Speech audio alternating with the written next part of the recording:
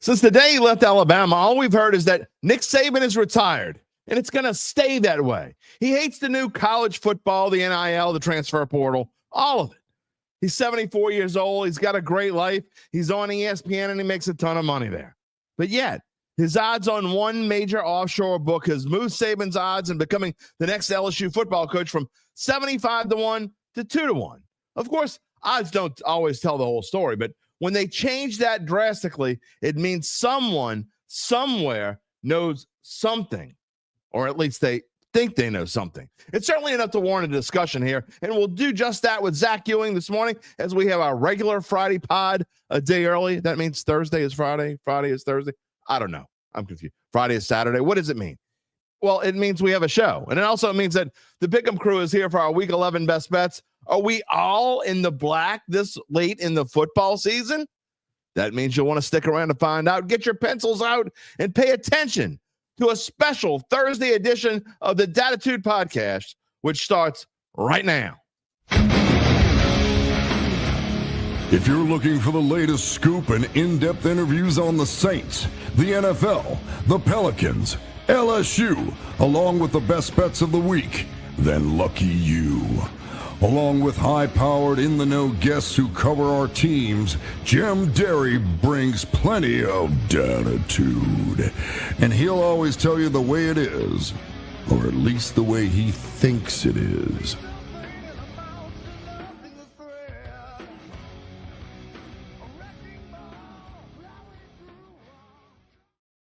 Where you at, Dattitude family? Yes, it is Thursday, but we are here a day early or a day late, depending on how you look at it. There was no Wednesday show. There's no Friday show. We're here on Thursday.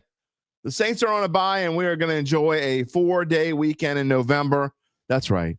We're taking off tomorrow. Well, sort of. I've got a game tomorrow night, so I guess I'm not really off, but I am taking the weekend off. I'm going to enjoy it.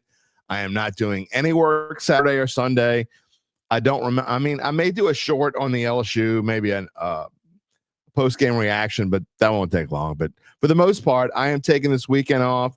I don't remember the last time I had a weekend off. It was probably back in, I don't know, it's probably in July, honestly. Maybe I took one in August. I don't remember. But we're taking a full weekend off, and we're going to enjoy it. It has been a whirlwind the past few weeks around here. I'm ready to put the keyboard away for a few days. But we're not going anywhere until we finish Dattitude, episode number 439, presented by Evangeline Securities for a Thursday, November the 13th, 2025. You know what 2 weeks from today is, boys and girls? It is a Fat Boys Dream Day. It is a day we're all looking forward to, if you're like me. That's right. Turkey Day, Thanksgiving. Is that hard to believe? 2 weeks from today, Thanksgiving. And I know many of you will be enjoying it with family and friends, as I will. And, you know, we got a lot to be thankful for around here. I'm thankful that I'm still on the air. We still have a show. You're still watching. You talk about today. We're going to get to it all. We'll get to the comments in just a minute. And that is what is different about this show than a lot of the other local shows. Not a lot of them. Almost all of them, really. It's because we take the live comments. You talk to us. We talk back to you. All you have to do is type in your comment, whether you're watching on YouTube or Facebook. If you're watching on X, I'm probably not going to see. You're going to have to come over to YouTube to type in the comment. If you can get me on X at Jim Derry Jr. You can find me on email if you want to type in an email to me, jim@jimderry.com. But the best way to do it is during a live show. Type in your comment, Facebook, YouTube. And if you haven't done so already, please subscribe to our Dattitude YouTube page. Very easy to find. If you're not, you wonder who I am, you know I am. I'm Jim Derry. 35 years in the New Orleans sports media scene. All right, let's get to it today. What are we talking about? Well, we're talking about a lot of things. Zach Ewing is coming on a little bit. Be here in 11:20, 11:25, 11:30, somewhere around there. So we got some time to talk this morning. You know, this is going to be a weird show with the Saints on a bye. We will talk a little bit about the Saints, and we'll get back to our conversation about how excited, you know, I haven't talked to Zach since Tyler Shuck's performance last Sunday. We'll see what he thinks. Is it an overreaction with how well he played this past Sunday? Is it an overreaction to think that he could, and I mean could, I stress could again. I have to keep stressing it. People are going to think, oh, you're on the Tyler Shuck bandwagon. You've been on the bandwagon. I'm on no one's bandwagon. But, again, what we saw was impressive. We're going to still be impressed when we see him the next time at home. He gets his first home start against the Dirty Birds, against the Atlanta Falcons, a week from Sunday in the Dome. And then they go back on the road, by the way. So after this bye week, they get one at home, they go back on the road, and they play two in a row on the road. So 4 out of 5 stretch away from the Dome. Interesting time for the Saints, but is there a reason for hope? We're going to get into that. Of course, we're going to spend a lot of the show today. I'm talking about LSU and the betting odds. And look, I'm not one to jump to, I've said there's almost no chance. And I still don't believe that it's going to happen. However, I don't think anyone could say 0.0. Okay. And again, we're going to talk about it with Zach. And the reason being is that, look, these odds don't change the way they change for a reason. And, Matt Moscona is I wouldn't call him a regular on the show, but he comes on about 2 or 3 times a year. If you watched his show yesterday and what he was talking about and the people he's got in the know, there was one particular quote that he had pulled. And I can't remember which show this came from, but Nick Saban talking about his biggest regret in his career was leaving LSU. And how, when asked if he would, this is before he went to the NFL, and his agent, Jimmy Sexton, was asking him, as he was talking about going to Miami, Jimmy Sexton asked him, would you rather be Bear Bryant or would you rather be Vince Lombardi when your career is over? And he said, I would rather be Bear Bryant. And he went anyway. And obviously then he was able to come back not long after. And, you all know how the story is. Is the story over? I don't know. Does the story end with him at ESPN? I don't know. But it makes sense that, look, money changes everything. And I don't think it's just the money. But the more you think about it and you say, I have one chance here to get back in this thing. I got one. He's 74 years old. If he doesn't do it this year, I don't think he's ever going to do it. If he doesn't do it at LSU, he's never going to do it. So this is his last. He's got to decide in a hurry, probably in the next month or so, maybe less than that, if he really wants to do this or not. He may have already decided, I don't want to do this. Or he may be talking to Miss Terry and he made a joke and said about retiring and said, if I got to be careful because Miss Terry's seeing those numbers. I'm just saying money does a lot, even at age 74. So you can't say 0.0. Do I think it's likely? I don't think it's likely. I don't think it's 2 to 1. I think that's too high, but that's probably a book protecting themselves in case it really does happen. But somebody knows something to make that number change. We're going to talk to Zach about that. And then we're going to get into Tulane a little bit, talk about Tulane and their game this week. They are now co-favorites again, according to the Athletics, 7-2 to make the playoff. I don't believe that number. I'm not touching Tulane with this thing.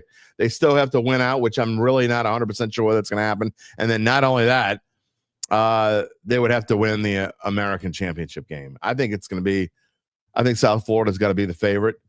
That's who I would bet on if I was going to bet on that 12th spot. But I'm not touching that. And we're going to get to Pels in a minute too, for just briefly. I can't spend a lot of time today. Again, we're going to get into the Pelicans more as we go along here. And I do want to have a segment each show on the Pelicans. I know that I have kind of, I don't want to say I haven't avoided them. I've let it go a little bit. And so we're going to get to the Pelicans again more. In fact, if you want to sponsor the Pelicans, I may have a sponsor for the Pelican segment. I got a couple people who reached out to me. All the people, I appreciate the love that have shown. I have all the people that have talked to me about potentially sponsoring the show. I thank you so much. I'm still trying to get set up. That is going to happen. And I am telling you now, within the next week or 2 weeks, we're going to have some exciting news on new sponsors of the show. That is all coming up very soon. But right now, who's the sponsor of the show? You know who it is. Let me tell you about our friends at Evangeline Securities. Of course, they're a company that can help you decide if it's the right time to sell your family-run or privately held business. And just as importantly, they can figure out what that business is worth. If that's you, if that's someone you know, someone you love, someone you want to, I just want to help them. They need some help. It's time to reach out to Evangeline's founding and managing partners, Nick Braden and Ron Hemelt. They will start by scheduling a complimentary valuation from their offices either on Poydras Street or in Lafayette.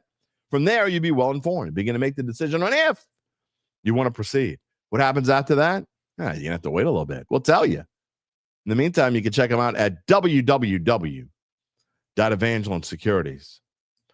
.com. Okay, as we normally do here on the show, we also like to talk about the things that are going on around the world of sports before we dive into our own thing. Sometimes we spend 30 seconds on it. Sometimes we spend 5 minutes on it. Sometimes we actually spend more than that. But today I got a couple things that I want to talk about. First, real quick, Paul Skeens. Is anyone shocked that he's won the Cy Young Award? No, of course not. Well-deserved in the National League. Is very, that is the least quiet secret on the planet that Paul Skeens was going to win the NL Cy Young Award. But there is news that he's denying reports that he wanted to be traded to the Yankees. And that is a report that he told teammates that he wanted to be traded to the Yankees. And here's my thing. He's denying the report.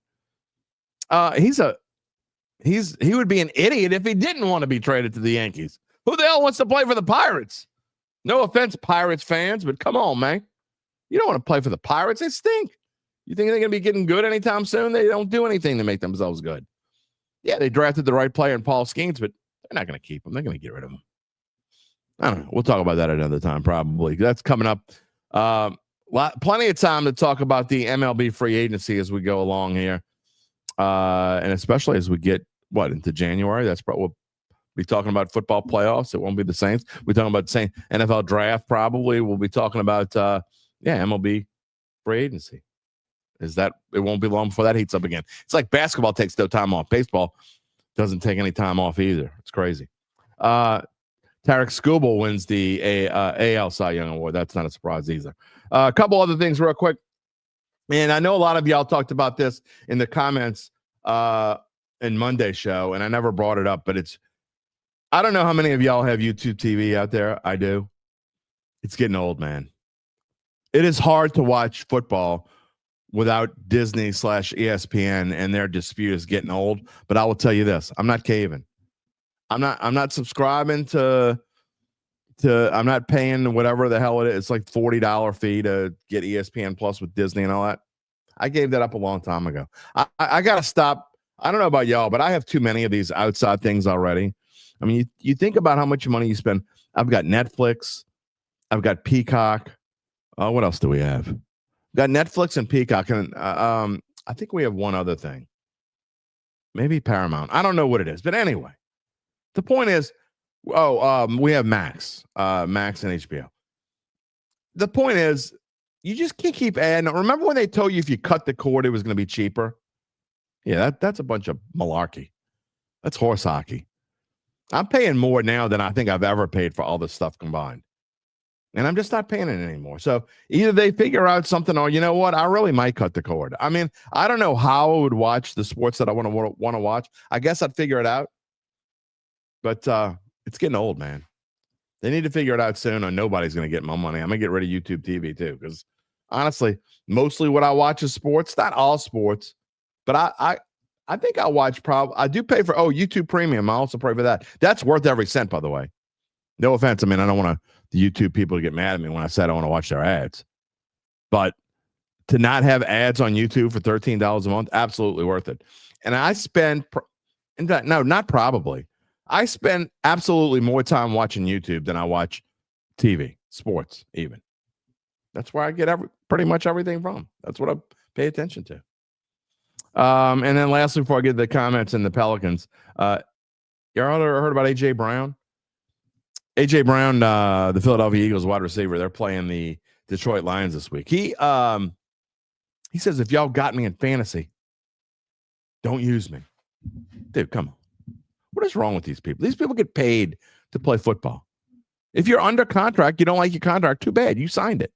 Play football. Just doesn't like he doesn't like being an Eagle now. Wants to be traded. Too late. Trade deadline pass. What are you going to do? Nothing you can do now. Just play football, man. I want to have that problem where I make millions and millions and millions of dollars, and my employer won't let me go elsewhere. I would love to have that problem. Absolutely love to have that problem. Please, somebody give me that problem. Gary, good morning. What is going on with LSU not wanting to honor signed contract with Fire Coach? We're going to get into that. You never even brought that up. LSU's a mess, man. We're going to talk about that with Zach because he knows about that more than I do. Nathan Thomas, good morning. And it's a beautiful day in North Mississippi. I bet it is. Is Lane Kiffin going to stay in North Mississippi? That's my question today. That's Callie. Good morning. Who dat nation? Who dat Thursday? Whatever. I can't read this morning. I'm still half sleeping. I've been up since 6 o'clock this morning. I'm still half sleeping. Christopher Grump. Who died, everybody? Who died? Everybody hope our LSU boys in Tulane win this Saturday. Who died? I don't know. Who died? Brian S. Steve. Good morning, Dattitude family. I'm assuming that Greg Brooks' lawsuit is what LSU is trying to use as leverage to lower the buyout for Kelly. I don't know what they're using, but they're a bunch of morons, dude. You should have just. What happened was, and I know this much, they offered him $25 million to settle. He said no. They offered him $30 million. He said no. So they said, "The hell with it. We're gonna sue you." You know, I mean, you signed this deal. I go back to the same as AJ Brown. You sign a deal. Both sides, you got to honor it. It is what it is. You don't like it after the fact. Too bad. LSU, you bunch of morons. Just saying. Apathy, what is Vegas? No, let's clarify. It's not Vegas. This is an offshore book we're talking about. I don't know that you can find odds on. You can't. They don't do it. They don't do it when it comes to college coaching. They'll. Some of the books do it when you talk about NFL coaches, but they won't do it when it comes to college coaches. And that's why some people have a problem with the offshore books. Or the odds were this and that. Just saying. They don't change on a whim. Okay. Somebody knows something. Again, somebody moved those odds. Somebody bet on something. Somebody knows something. And I'm telling you, I'll give them a plug because Matt Moscona is one that I listen to on a regular basis. And I didn't, even when I saw the 2-1, I didn't necessarily believe it or whatever. I kind of reposted his post on my page. And then I watched the show and look, things change. You know? Again, Zach coming on. We'll talk about it in a little bit. Randall, good morning. Mark Gapsky, good morning. Who dat? Brian Esty, maybe Miss Terry changed her mind. Maybe she did. Jimmy Rosen, good morning. Who dat? Rob says he believes Herb Street. Saban's not leaving the ESPN. Here's the thing. People say this all the time. People say all the time. Go back and look just through time. Don't even need to look. You know, you've seen him before. I am not leaving this place. I am not unretiring. I am not going there. I am not doing this. My friend said this. My friend said that. You hear it all the time, and it doesn't mean jack squat. Until a coach is named, if a coach is named and it's not Nick Saban, then I'll tell you it's 0.0. You can't say 0.0. Let's see. What is, cutting in and out. Somebody's having technical difficulties. All right.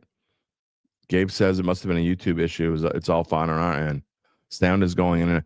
Gabe, can you just watch on YouTube from it? You're okay? Hold on real quick. We're okay?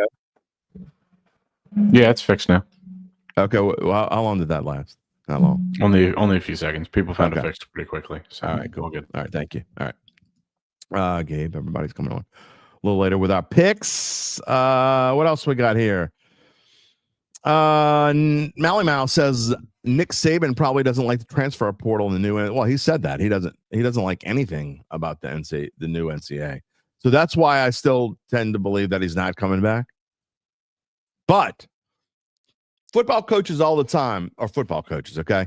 And here's the thing. And here's why I say it's definitely not zero. You can't say, if you say 0.0, you're wrong. You're just flat out wrong. And here's the reason why. He's 74 years old. Okay. He is at the point now where if, and you know how I was, if, big if, giant if he wanted to come back, now's the window is open for a very brief period of time. Because he's not going to want to come back. You start getting older. I mean, if he doesn't come back now, he's not going to come back. You don't come back when you're 75, 76, 77. And you probably don't come back when you're 74, to be honest. So, again, I don't necessarily think that he's coming back. But you definitely can't say 0.0. All these things that he said doesn't matter. None of that means jack squat. He hates the NIL. I think that's a fact. He doesn't like the transfer portal, no doubt. Miss Terry wants him to stay retired. Maybe she did. But when you sit around, and I can tell you this from experience as well, when you're never home because you're doing some sort of work, whatever you do, and your significant others complain about you being gone all the time, and then all of a sudden you're home all the time, and everything changes, and you're home all the time. Sometimes the significant other says, I love you to death, but I think we were better off when you were working your keister off. I'm not saying that's the case again, but it could be. Like, it could be. William, with all the Loomis hate, I haven't heard anyone credit Loomis for trading Saunders for a starting center, and especially now that the Jags just cut Saunders. Yeah, I don't think you're going to find, William, I don't think you're going to find anyone praising Loomis anywhere, even if he gets a few things right. Charles said he would sponsor us if he had a business. I appreciate that. I'm just saying. Jim at jimderry.com.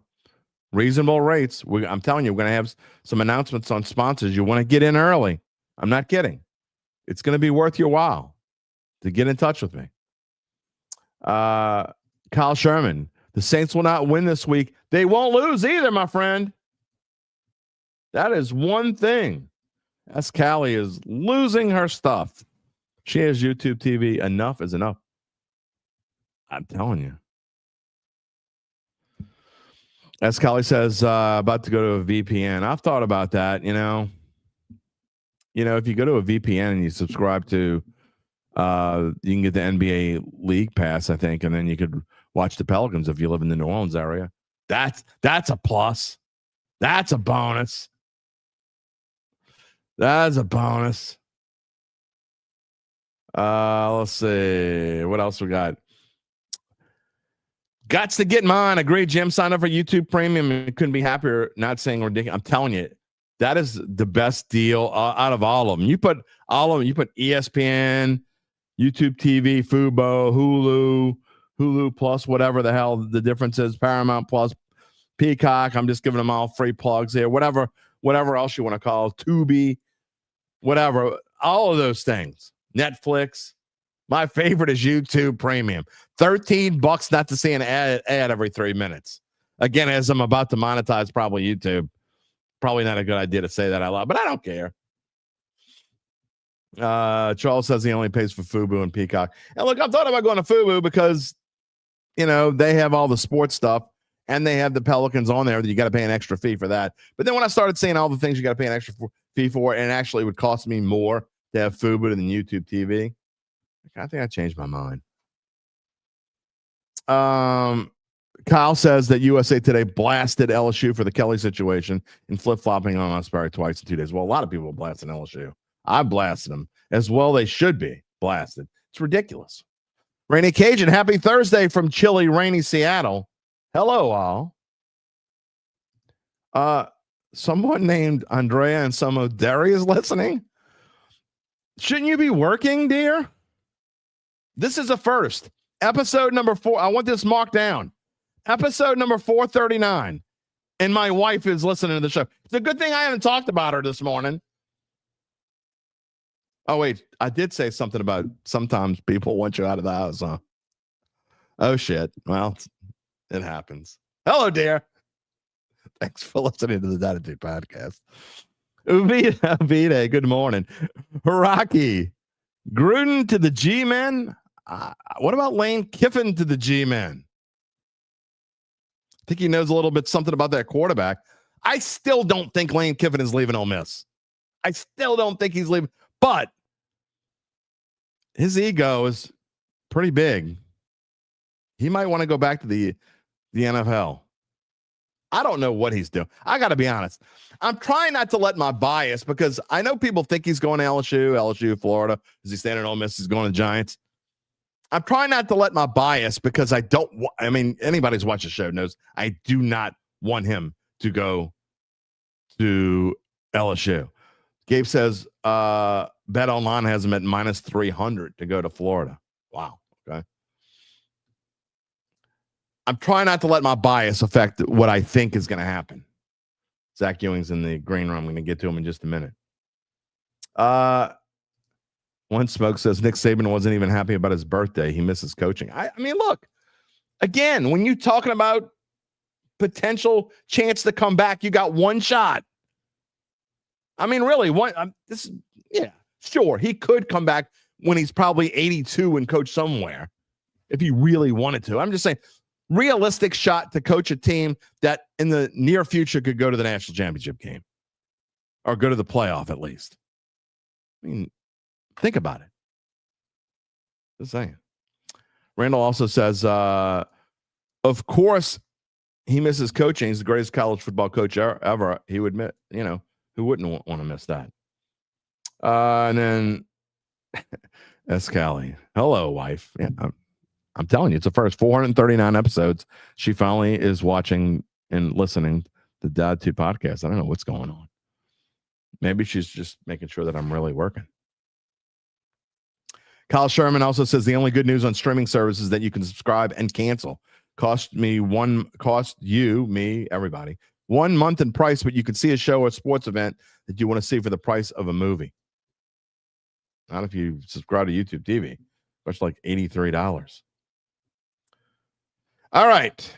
Time to get to what people have been wanting to talk about. We're going to start off with LSU this morning and bring in someone who knows a bit about what's going on. He just got off recording the LSU Insiders Pod for NOLA.com. Assistant sports editor at the Times-Picayune, the Advocate at NOLA.com. Zach Ewing, what's going on this morning? Not much, man. Did I hear you, the big boss is watching today? Like, you are you nervous? A little bit, yeah. I mean, yeah. I mean, the boss, the boss is watching. That's right. Mm-hmm. You got to be on your P's and Q's. Well, we know what P's and Q's stands for. Anyway, let's move on. Let's talk. I want to start this morning about LSU. You guys were talking about it on the LSU Insiders podcast, I'm sure. I'm going to ask you the question. Gabe Henderson says it's absolutely 100% 0.0. And I think, look, I don't think it's likely, okay? I'm not, by no means am I saying it's likely, but odds move for a reason. And I am one to heed certain things, and it just makes sense that there's a chance. There's got to be a chance, right, that Nick Saban could potentially come back to LSU. It's funny that you say that, because I actually asked. We had Koki Riley and Reed Darcy, two of our writers covering LSU for the Advocate, on this podcast that we just recorded, and it will be out on the LSU Insider channel this afternoon. But I'll spoil a little bit of it. I asked them, what percentage chance do you give Nick Saban of coming back to LSU to coach in 2026? And Reed said 0.5. Koki said 3. Okay. And I went with 5. So is it a good chance? It went in order of age. You notice that? Exactly. Youngest I also asked these guys how old they were on January 1st, 2005, which was the last time Saban coached a game at LSU. And the answers were 4 and 6. So I was 20. It's been a long time. I don't think it's a good chance. But is it at least theoretically possible that he's like, itching, and that LSU is kind of doing this behind closed doors and saying, Verge Osbury is saying publicly, no, Nick doesn't want to come back. And Nick is saying publicly, no, Miss Terry doesn't want me to come back. But they're all sort of thinking about it, or at least not eliminating the possibility, and that it eventually leads to him coming back. I think it's at least a 1 in 20 shot, right? Oh, I think it's more than that. I think it's better than 1 in 20. I mean, I don't think it's certainly not 2 to 1. If you bet on that, even if you could bet on that, and I'm told that there are ways to bet online. So what's your percentage then? What percentage are you at? 15. 15%. I think it's 15%. Look, and here's the reason why. And I know you didn't catch most of what I was talking about before and what I was saying in the monologue, but again, at age 74, it's kind of get off the pot time, right? You either do or you don't. If he really wants to coach, and look, he's been out long enough to where he's probably got the itch. It may not be enough to get him to come back, but if he were to come back, where else would you want to go if you're not going to go to Alabama, then go to LSU? He's not going to Penn State.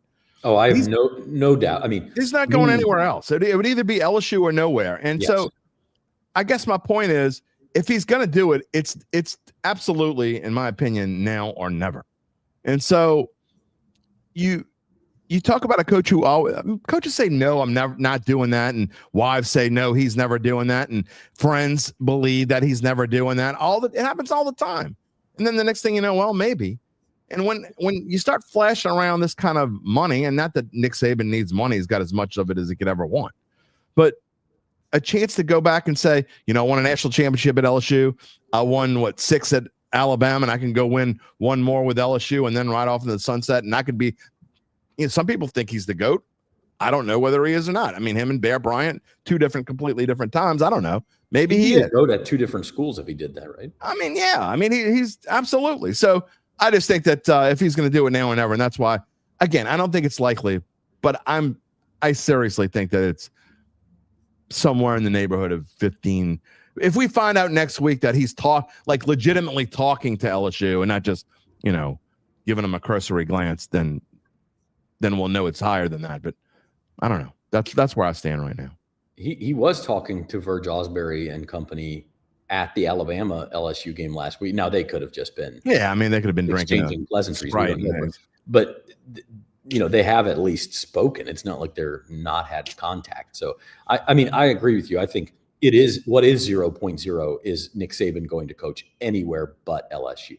He told Kirk Herbstreit on game day last year that was, and I think he said it other places too, that was the biggest regret of his career was leaving LSU for the Miami Dolphins, that he wishes he had never done it. I think that if he has anything left that he wants to accomplish in his career, it's at LSU. I do believe that. Now, whether he's actually going to do it or not, I have my doubts.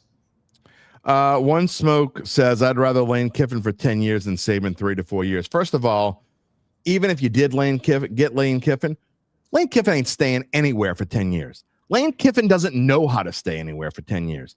And you have to explain this to me, because maybe I don't know that I've ever asked you this, but maybe you're on a different side of the fence than I am. Okay. I've made it clear. I've made it obvious. I can't stand Lane Kiffin. I think I'm not saying he's a fantastic offensive mastermind, because he is. Okay.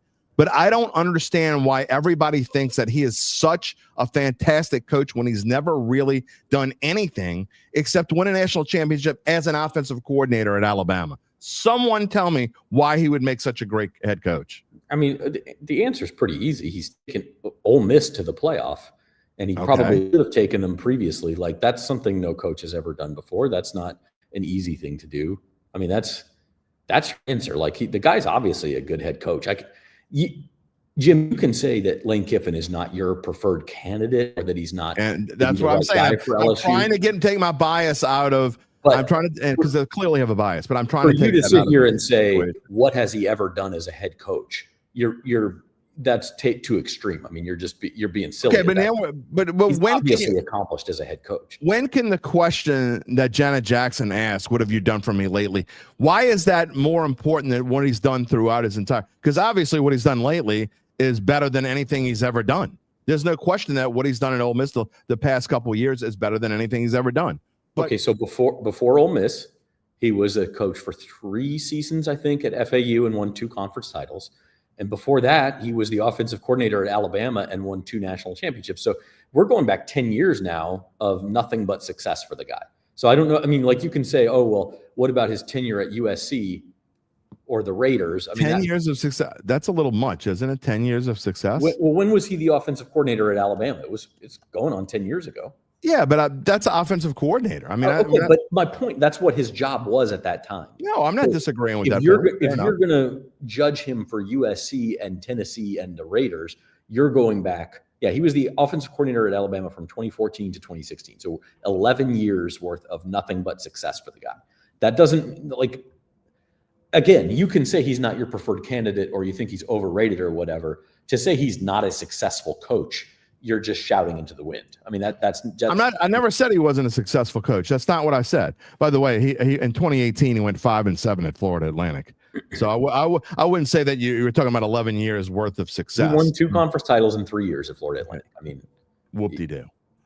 I mean, so my point is, I'm not, again, you can say someone is overrated and they're still good at the same time. Okay. I've said this all the time.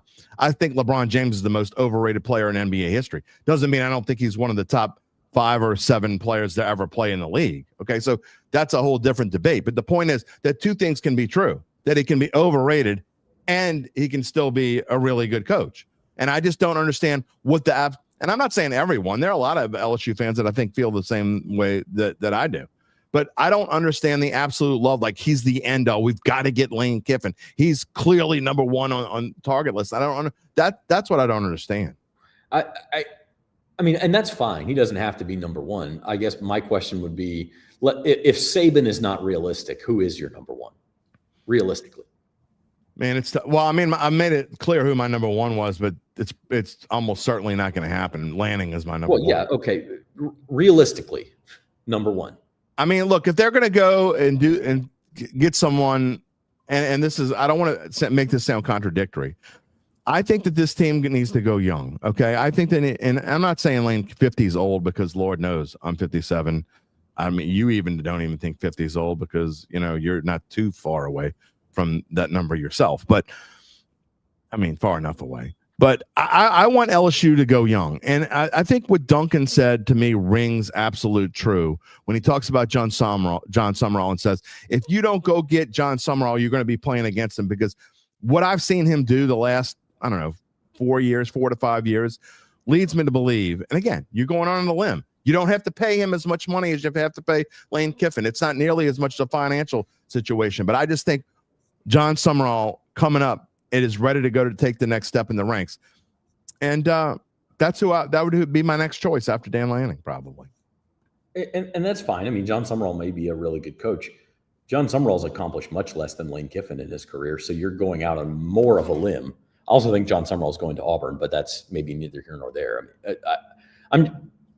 I think he's a good coach too. I just think that's actually more of a risk than hiring Lane Kiffin would be, assuming you could get both. I will say this, though. I will take one if they do hire Lane Kiffin, as much as I don't want that hire, I absolutely would enjoy the outrage and the steam coming from the collective ears in Oxford, Mississippi, if that actually happened. That part I would certainly take pleasure in. So anyway, Joe Brady's a name out there. I don't know. I mean, what do you think about Joe Brady? I mean, I was saying before that I thought he would stay in the NFL, but I mean, who knows? He wants to coach college football. I just don't. I don't even. I think he's closer to getting an NFL head coaching job than he is to taking a college job. I promise I'm not ignoring all your comments. I'm reading every single one. I'm kind of like incorporating them into the conversation that we have here. Dylan Smith. I don't think she's watching anymore, Dylan. If she was watching, she would make a snap. She can only stand about 5 minutes. When I'm doing play-by-play, her shelf life's about 2 minutes. So I don't think she's listening anymore. She's probably busy. All right. So we talked about the percentages here. I don't know. What is the sense from our LSU, or I say that's gonna be hard habit to break. What is the sense from the Times-Picayune's beat writers in LSU? What do they think as far as coaching search? What might happen? Yeah, I mean, I think a lot of people are still at a loss, because the consensus seems to be, and I said this on our episode today too, but I think the most likely thing for Lane Kiffin is that he goes to Florida. The second most likely thing for Lane Kiffin is that he stays at Ole Miss. And I think LSU is third in that order. You don't think there's any chance here? I actually think there's a realistic possibility he goes to the Giants. That's probably fourth. I mean, I'm not saying there's no chance, but I would put LSU ahead of that. But yeah, like if it's not Kiffin and Summerall goes to Auburn and and Saban is not the guy. If those three things all come to fruition, then I don't know what LSU does. You're either going to have to convince a guy like Kenny Dillingham at Arizona State, Brent Key at Georgia Tech, Eli Drinkwitz at Missouri. You're going to have to convince one of these, whoever your preferred candidate is, that they can succeed at LSU despite the circus of this last coaching hire and all the aftermath. Or you've got some out of left field candidate like Brian Kelly was 4 years ago, and you can then just kind of shock everybody and go get somebody that we're not even talking about yet. And that's possible. I mean, it's LSU. It's a great job. And somebody out there is going to take it and think that they can succeed no matter what the circumstances are, just because of all the natural advantages LSU has. And so I think they're going to end up with a good coach. Guessing who it is right now is really difficult. Yeah, and One Smoke says, LSU fans need to stop bringing up his name. It's not happening. You can't say, you don't know that it's not happening. I don't care what anybody says. We don't know for sure that it's not happening. Until they hire a coach, you don't know whether it's happening. All right, I've referred to the odds, and I meant to make a slide, but I ran out of time. So I'm just going to read some of these odds here if you want to talk about any of them. So these are the odds this morning. As of this morning, according to Bet Online AG, they've actually gone down on Saban. They were plus 200, and that's what everybody was talking about. They're now plus 175. So there are got to be some more on somewhere. Actually, bet if you bet on this, by the way, call the number.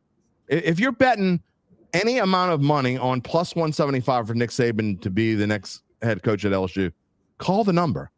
You need help. But anyway, the rest of it is Nick Saban plus 175, Lane Kiffin plus 375, Joe Brady is now plus 500 instead of plus 400, Clark Lee plus 500, Dan Lanning plus 700, James Franklin, oh my God, no, plus 900, John Summerall plus 1,000, that stayed consistent, Brent Key plus 1,400, Jimbo Fisher plus 1,800, Kenning Dillingham, which I think is a reasonable possibility, plus 2,000, maybe that's a value bet if you actually were thinking about betting on it, Eli Drinkowitz at plus 2,500, Marcus Freeman plus 2,800, and then other names that are down the list, Jeff Brom, Lincoln Riley, John Gruden, people are calling for John Gruden, plus 5,000, Dan Mullen, Dabo Sweeney, Alex Golish, and Matt Campbell. And by the way, I'm not even showing if you actually, I hope you're just joking. Anyone who thinks Coach Oak should come back, please, for the love of Christ. Why not Les Miles while we're at it? There's about 10 times better chance that Nick Saban, well, I don't know, times zero, anything time, that is zero. Anything times zero is zero, but there's about a 10 times chance or 20 times chance that it'd be Saban before it'd be Coach O. All right. Any of those names, talk about any of those names if you want before we move on. Do you know where Brian Kelly was on the odds list in 2021, the last time LSU made a hire? 15-1, 20-1. He was not listed, man. Oh, okay. They went down to like 100. You think it might be somebody that's not listed? Honestly, at this point, it wouldn't surprise me. Maybe they can't get anybody else. It's wide open because I think you can look at these jobs that are open. You can look at Arkansas and Auburn and Florida and Penn State and say, these are the best candidates out there, and we'll see who's actually willing to jump jobs. You know, we've seen a lot of guys re-up.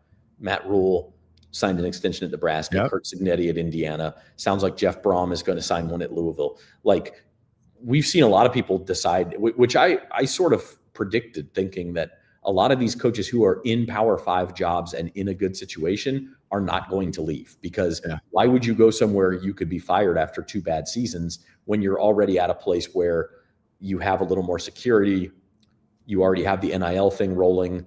You know, again, it's difficult. It's just, I think it's more difficult to move up into a quote unquote better job than it ever has been before. And so I think you're going to see a lot of guys not do it.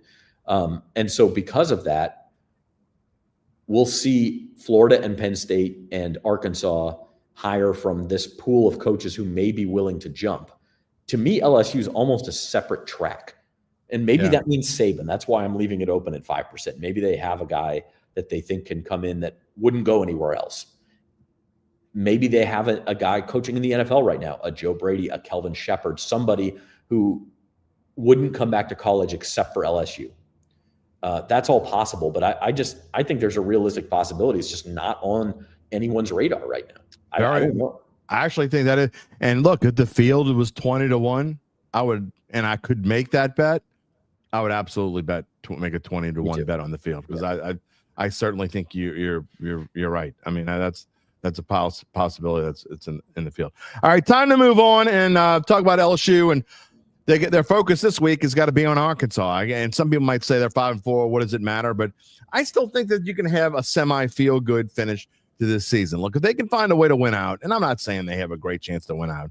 I'm just saying that if they can win out and give themselves a feel-good story, let Nussmeier feel good about how he's finished the year, you're going to see more of Michael Van Buren and try to get yourself ready for next year and feel good about what you had this year.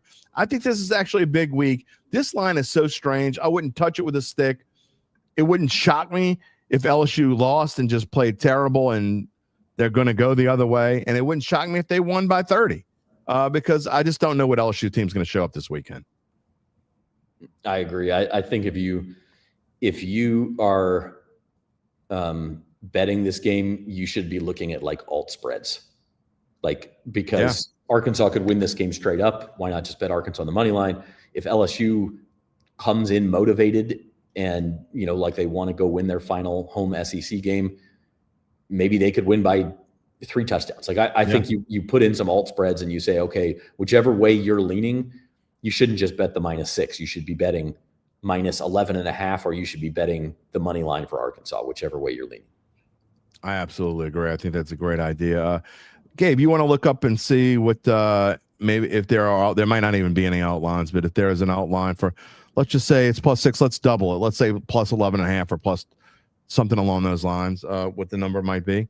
That might be something worth looking up. Weird time, by the way, 11:45. It's not an 11 a.m. kickoff. It's just before noon. I don't even know what's up with that time. SEC Network has had that time slot this year. Have they? Yeah. It's just to show you how much I've paid attention. It's for the sort of the bottom of the barrel games, which is what this is. As we go forward, also with previewing this game, what are your thoughts on, and maybe the crew talked about that this morning. I hate to give, I don't want you to give away everything. By the way, you can find the LSU Insiders. They have their own YouTube page. Just search for LSU Insiders on YouTube, on the NOLA.com. I keep saying our. It's no longer our. That's gonna be a hard habit to get out of. Yeah. But the LSU Insiders page on the NOLA.com on YouTube, you can find it fairly easily. How do you think this is going to play out quarterback wise? Do you think that it's going to be similar to this past week where Garrett Nussmeier maybe plays a certain amount, and once they put Van Buren in, that Van Buren's going to stay in? Or do you think they're going to have packages? I think the plan from Frank Wilson was going to be, okay, we put in Van Buren for a couple series, and then, we go back to Nussmeier, and it just didn't work out that way because the game wasn't worked out that well. Yeah, I don't know. We did talk about this at length, and there's a lot of different layers to this discussion because on one side, Michael Van Buren, if he plays in two of the final 3 games, has burned his red shirt. So that's one layer, and apparently Frank Wilson said he is willing to do that. The bowl game doesn't count, incidentally, but if he plays in 2 of the last 3 regular season games, he's burned his red shirt and loses that year of eligibility. So that's one factor. The other factor is, what is Nussmeier's motivation? Is his motivation, he's a kid who bleeds purple and gold, and I really want to go play in my last 2 home games no matter what? Or is it, I need to prepare for the NFL, and right now I'm better off resting my body instead of going out there behind a slipshod offensive line, and I should get ready for the Senior Bowl or the Shrine Classic or whatever game I'm going to play in, and the NFL Combine.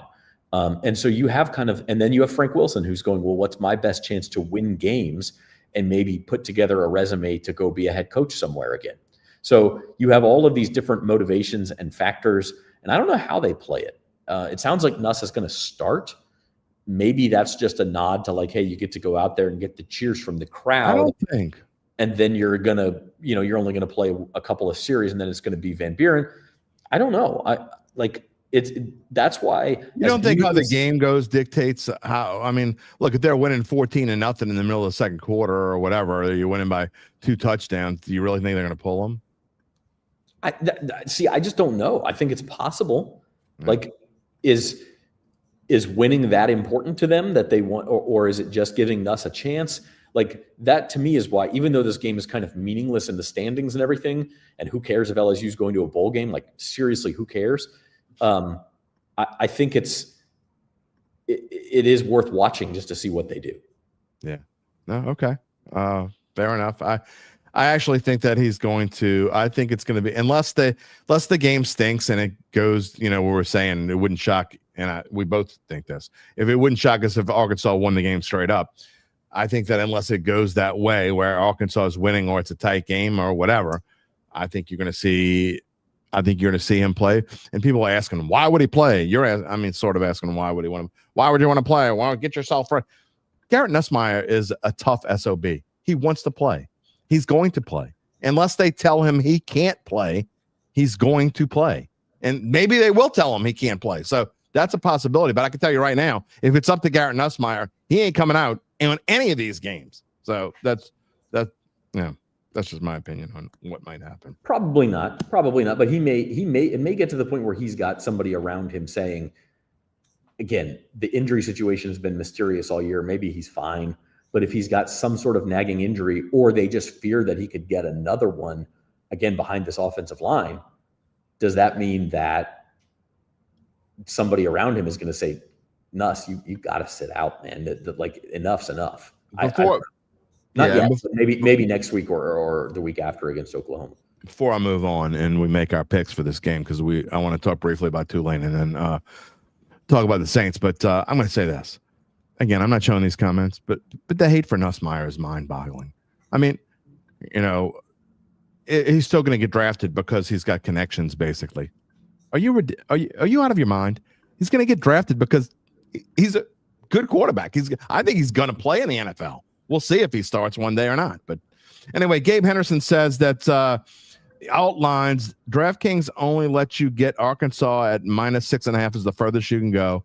They're plus 328 at -6.5. But to win by 7 to 12 in that range is plus 850. You wouldn't bet that. But Arkansas at plus 11.5 is -228 on DraftKings.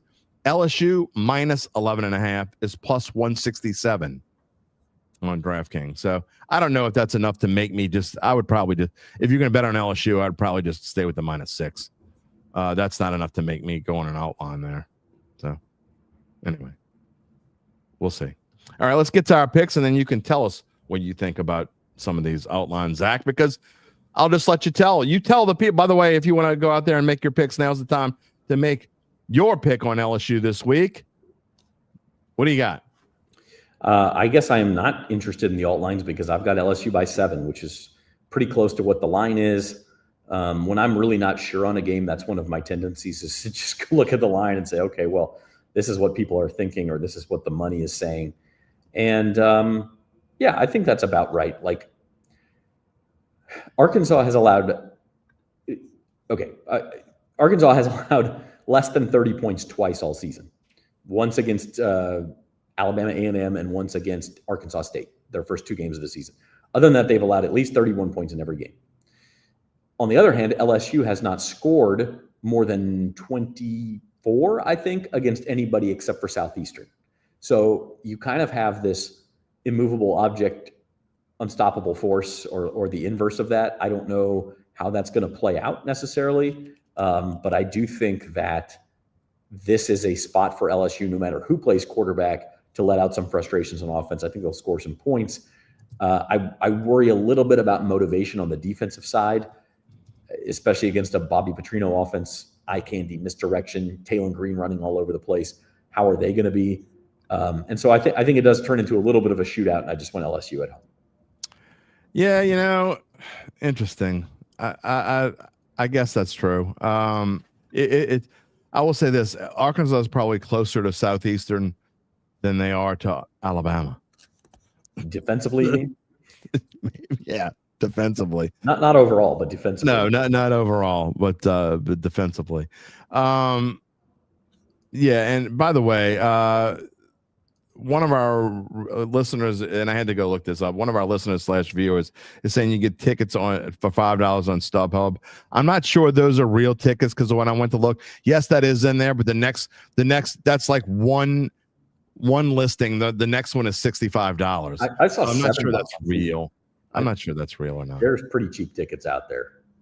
Apathy says if LSU scores 31, you better buy a Powerball and a Mega Millions ticket. But see, there's people. Randall says that LSU is not scoring 30 there's points. There's people who follow Arkansas who are saying the exact opposite. If Arkansas holds a team under 30, go buy a Powerball ticket. Like there's another team.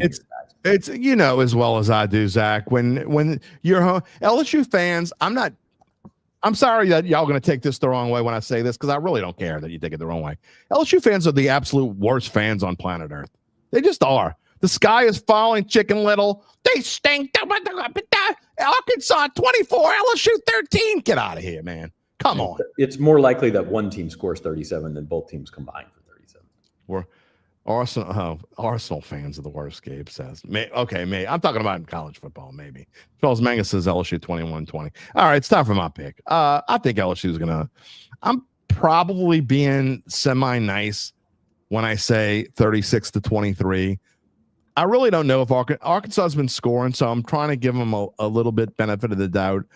I actually do like the LSU outlines in this thing. I think LSU is going to come out and just forget about all their problems and take it out on Arkansas.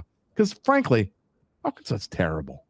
I mean, Rocky says, Rock, you've been cheating? You've been cheating off my paper? He says, I know he put it up there before my score came up, but he says 37-23. I just think LSU is going to have a lot of fun in this game, and I think for at least 3 hours they're going to forget their woes. Could be. Arkansas hadn't played a whole lot of games where they got blown out, actually, so that would be somewhat surprising. But, like in a game like this, 2 interim coaches, 2 teams playing out the string, this is where the proverbial quit happens. Like you start to see some defenses just stop playing, and so I just don't know what to think. By the way, the comment LSU is terrible too. No, they're not. There might be. You could say they're average if you want. They're not terrible. I mean, you look up the word terrible in the dictionary and get a grip. Let's move on. Tulane. Will the Wave keep momentum? They are 17.5-point favorites. This line is going up. There were 16.5-point favorites on Monday's show today. They are 17.5-point favorites. They are playing Florida Atlantic, the Owls.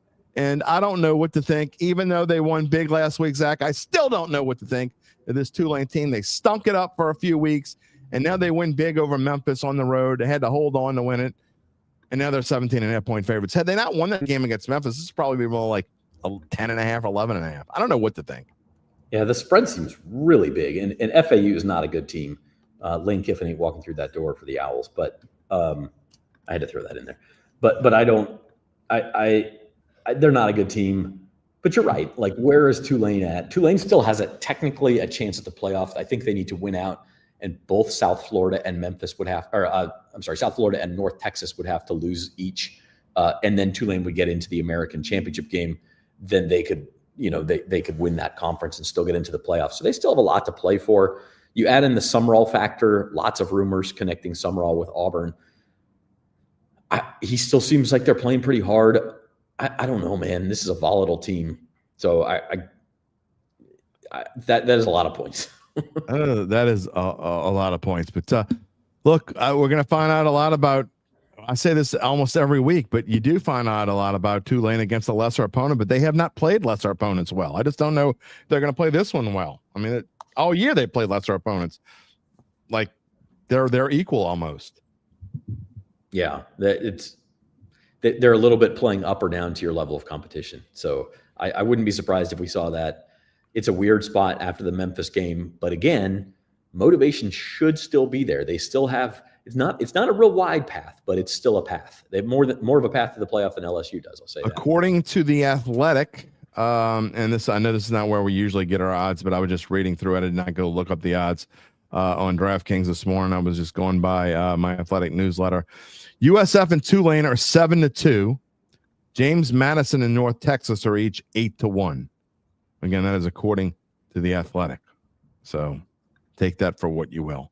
I think USF has got to be if USF is 7-2 and Tulane 7-2, and you're giving me 100 imaginary dollars, and you're telling me go bet on one of them, I ain't betting on Tulane.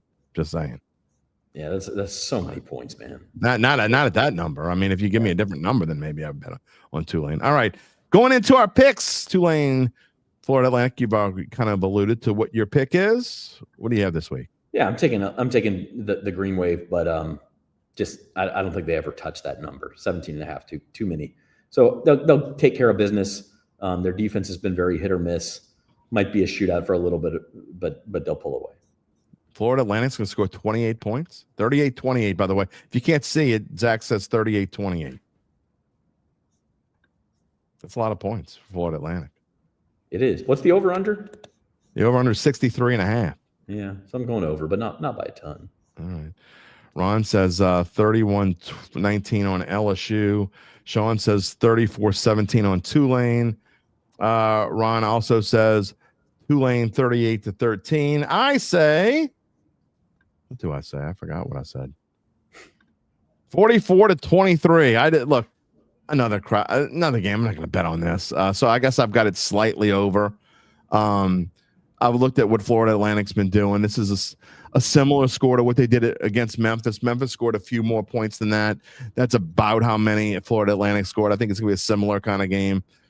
I've got to see something from Tulane, and more than just them beating Memphis. I just don't know what to think of this team. Again, the fact that they haven't played they played the crappy teams crappy really bothers me. So that affects my pick here. So I'm going to say 44-23. And if I'm wrong again about Tulane and whether they're cover or not, I'm just not going to pick them to cover anymore. UBN wants to know how many games. Who watches FAU games? I go by past scores. I'm not going to go watch FAU, you dumbass. Man, Gabe and Uncle Big Nick are like all about it. They have no life. They're watching these. I know they are. Thursday night games. They watch Maction, for Christ's sake. What's wrong with that? I'd rather spend time with my family than watch that stupid shit. Come on, man. All right, moving on. New Orleans Saints. By the way, you see the note up top. If you weren't here earlier, our next live show, we're going to skip Monday. We're going to take a 4-day weekend, and go move on. And next week we'll probably be back to mostly Saints, because if Tulane doesn't play great and LSU stinks it up, which a lot of you think that's going to happen, all of a sudden there's more hope on the Saints than anybody, and they're 2-8. Zach Ewing.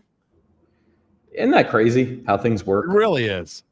We talked about that on the Saints Insider this week, that of all it in 1 week, somehow we have gone from thinking that this is, I don't know, like a legitimate team. I mean, at least not a terrible team, especially compared to the rest of their schedule. I think that there is a legitimate chance that this team wins a few games down the stretch, and 1 week one performance has really changed our minds on that. Oh, with that, I'll put the schedule up, and you can take a look at the schedule and what they have coming up left. Before we get to that part of it, for those who can't see and are listening to the audio only version, the headline on the Saints today is Shuck offers reason for hope. I mean, at least if we don't say anything else about whether the Saints will win, or no one, I don't think either of us, no legitimate, I guess, media person is saying that Chuck, there you go, he's the answer. He's going to be the franchise quarterback. I mean, you're seeing people say it, but no one legitimate is saying. We're not saying that he is or he isn't, but at least for this one past Sunday, he offered hope for what the future could be. Yeah, he did, and I put it this way, okay, and you may disagree with this. Maybe I'm drinking the Kool-Aid too much. But whereas if we had talked a week ago Thursday, we did talk a week ago Friday, we said, okay, well, if the draft was this weekend and the Saints at the time were in line for the number 1 pick, if the draft was this weekend, would you take a quarterback with the Saints pick? And I think the answer would have been yes. And now the Saints are in line for the number 2 pick. The Titans passed them for the number 1 pick, but they're still in line for the number 2 pick. I kind of feel like the answer would be no now. That you would say, I saw enough from Tyler Shuck in one game. Now, again, this is not realistic, but given the sample size that you had, if the draft was this weekend, it started tonight, I don't think you take a quarterback anymore. Now that could change back, but as of right now, that one performance showed me enough to say, maybe this is the guy. Maybe he at least deserves a longer look. I think that the answer was, we don't know. I think the answer was, let's see what we have. And I don't think. Yes. No, I hear what you're saying. I'm saying the draft is this weekend. You have to make a choice now. I mean, I would have, and I still would, honestly. I got to be honest. Okay. I still would. If the draft were tomorrow, and I know the Saints wouldn't do that. So, I mean, I'm spitting into the wind here. The Saints would definitely not do that. I don't think they're going to anyway. I mean, unless Shuck just flames out and we had one good week and that was a lot of fun and now move on and he really stinks. Unless that happens, I said this before, I don't think the Saints are going to do that. I think they're not going to pick a quarterback. I also think that what you said is true, that I think the Saints are in line to probably win maybe 3 more games. I mean, maybe they will get to the 4 that I originally predicted them to. I mean, hell, 5's not out of the question for the season. It's not out of the realm of possibility that they don't win 5 games. So either way, I don't even think they're going to draft top 5 now. I think it's going to be more probably like 6th, 7th, 8th, somewhere in that range. 6, 7. Oh boy, I did not mean to do that. God, I hate that. You really hate that kind of crap when you got kids. Lord, you can't say that in this house, by the way. I mean, now I'm doing it. Now, like I'm to the point. There's a lot of people watching this show who are a little bit older, and I don't know what the hell we're talking about. But anyway, go talk to your grandkids or your kids. Yeah, exactly. Go ask your grandkids what 6, 7 means. They're not going to be able to answer you, but they'll be excited that you asked, and they'll make some weird gyrations probably. Anyway, that's where I think somewhere in the 6 to 8 range is probably where the Saints are going to end up picking. But look, I just don't think they're going to pick a quarterback anyway. I think they think that Tyler Shuck is the future quarterback. And man, it sure would be fun if we get, if the last 7 games are at least all competitive, just let's don't see any more 34 to 10s, 44 to 13s, even 31 to 19s. I mean, they don't play anybody. I don't think that's going to blow them out. I mean, they shouldn't be blown out in any game. I don't think they're going to be more. I mean, at Tampa Bay, they might be a 9-point. Yeah, they might be a 9 or 10 point underdog, but I'd probably take the Saints in that situation. But I don't know. Yeah, I don't know either. I'm trying to fight against this. Well, the Saints everything's fixed and they're going to be better, and nobody in their schedule is good enough to beat them, et cetera, et cetera. I'm trying to fight against that because it's just not true. I mean, they're still not a good team. But the schedule is undeniably worse, and the hope is there, right? So, it's going to be interesting. Like they're gonna make some progress here. They're going to make some people excited. I think they will win some more games, and ultimately, again, if the draft were this weekend, I'm passing on a quarterback. It's obviously not. They're obviously going to look at a lot more data and how Tyler Shuck plays down the stretch. But if you had to force them to make a choice right now, if I was in the Saints front office and you're forcing me to make that choice, I'm not taking a quarterback.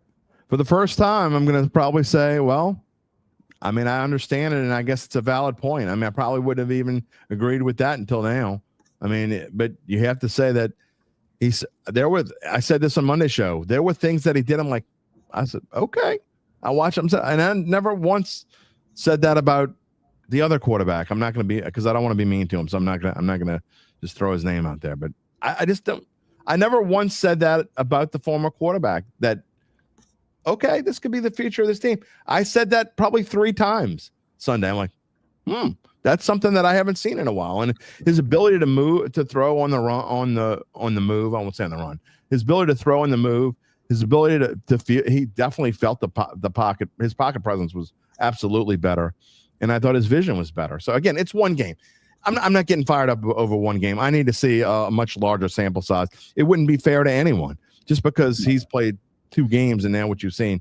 It's not fair. You got to see more than that. And we talked about it. He was going from facing one of the best pass rushes in the NFL in the LA Rams to facing one of the worst in the Carolina Panthers. So that is undeniably part of it.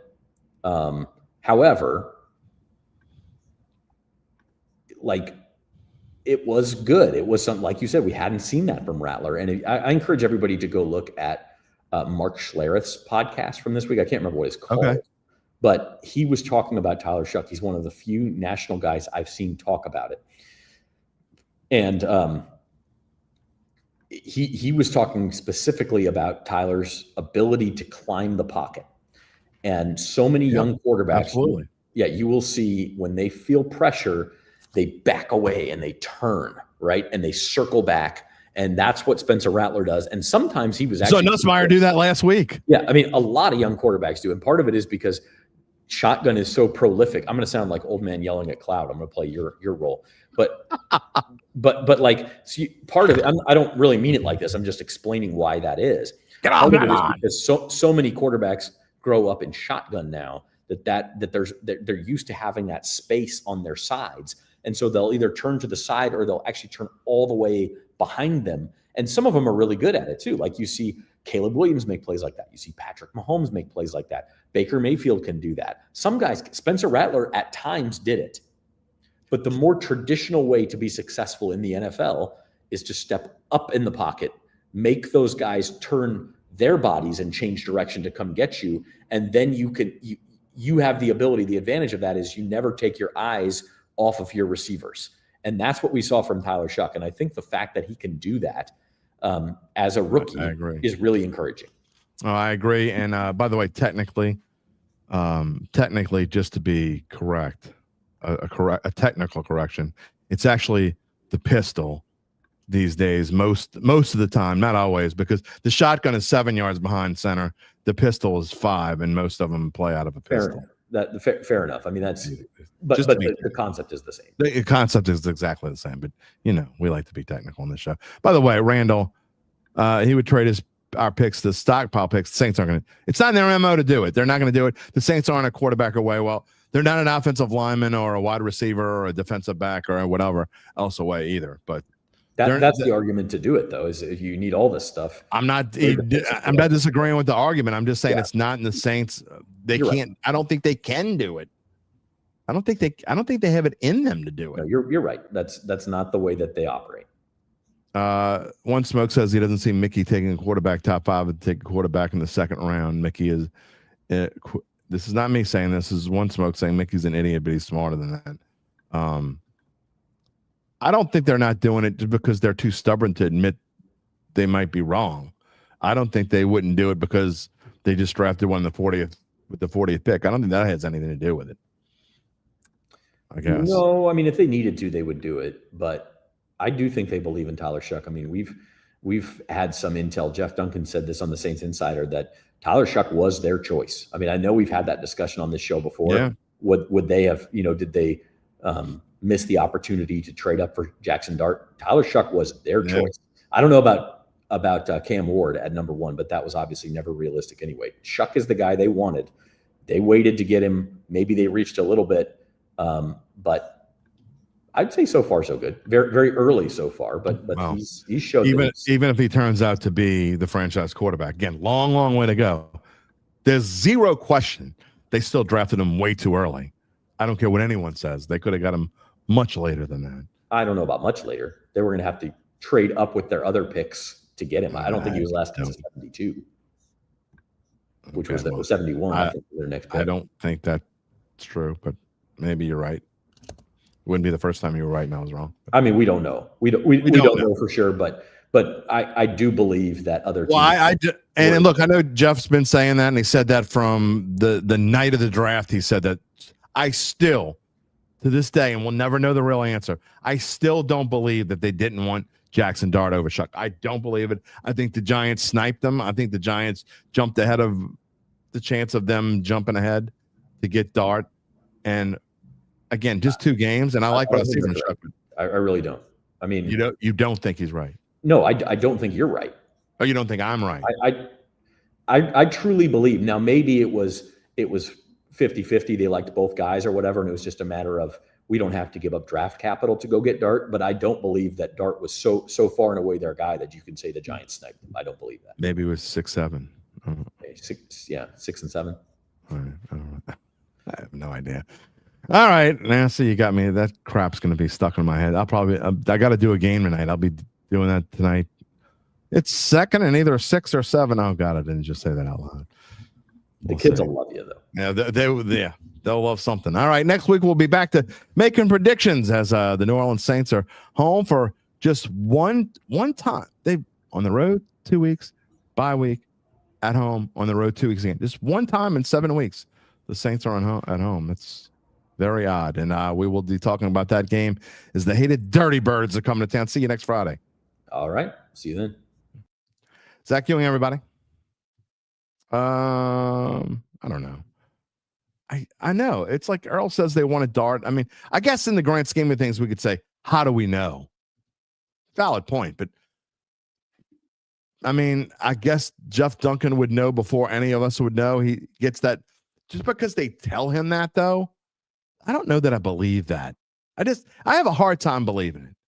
Everything that was said before the draft, and I know sometimes that you get smoke thrown out there, and they don't want people to know who they really want, but it just doesn't make sense that they wouldn't have really wanted Jackson Dart. Let's say Jackson Dart falls to 40. You think they really still take Shuck there? I don't, man. I just don't. It's easy to say, I know. I'm going to come back to Saints real quick. I made this slide and I skipped over it last time, and I'm not going to skip over it today. But look, I just want to throw this out there. And I know some people have been commenting on the Pels. Another loser last night, 125 to 117. They're now 2-9. They've lost 3 in a row after a 2-game winning streak. The good news is Derek Queen looks like a fantastic pick and is making Joe Dumars look like a genius. I thought that was a silly trade when they made it. Again, it's only 11 games so far. That looks like a fantastic trade. But this team is a mess. 3 in a row now. Actually, last night was the first of I think it's a 5-game homestand, actually. I know they're home Friday night, home against the Lakers in the NBA Cup thing. Sunday, they're home against Golden State. Why do you play? Even NBA shouldn't play on Sunday. I'm sorry. It's dumb, in my opinion. Then Monday against Oklahoma City. So they got a back-to-back against the Warriors and the Thunder. This season is slipping away fast. It just is. And it's a mess. And look, I love Willie Green. And I know there have been tons of Willie Green comments, and I can't argue with any anymore. I'm not advocating for the Pels to fire Willie Green. I love Willie Green. And I've said before that I think he's a young coach still learning, and he had 3 seasons where he got better each season, but things have gone downhill. At some point, you need to think about making a real change. I'm not there yet, but I'm to the point where I don't think it's ridiculous. I understand why certain fans do feel that way. The Pels are a mess, man. I don't know how you get better. And I know everybody plays the same amount of teams the same amount of times, at least in each conference. But to come up with where the schedule that they've had hasn't helped them. They're not winning games they're supposed to win. And you have a halftime lead on the Blazers and you get outscored by, what was it, 14 or 16 in the third quarter last night? You can't continue to do that and wonder why that's happening. At some point you have to, nobody's talking about that. Fans are talking about it, but why isn't a coaching staff addressed? Like, we've got to fix what are you doing at halftime? Seriously, what are you doing at halftime? Why does this continue to happen? It's a question that probably needs to be asked. Again, Lakers, Warriors, Thunder, next up on the schedule, if you're looking at the screen. And if they lose those 3 and fall to 2-12, at what point do you say, look, remember, what was it, 2 years ago when they started off 3-23 or whatever it was? 3-20 something. You can't do that. They're never going to make it to that before they make a change, I don't think. And again, even if you love Willie and you still have hope for Willie, you got to remember that this is Joe Dumars is the GM now. This isn't his coach. I think that there's a decent chance at some point very soon, and I mean very soon, that they're going to have to you just have to make a change at some point. Again, I'm not there, but I'm not far off either. Like Ron says, and a lot of people feel this way, and this is nicer than a lot of people are putting it. Ron says Pels have talent. What they lack is a head coach. How long until the axe falls? And again, I don't think it's that long.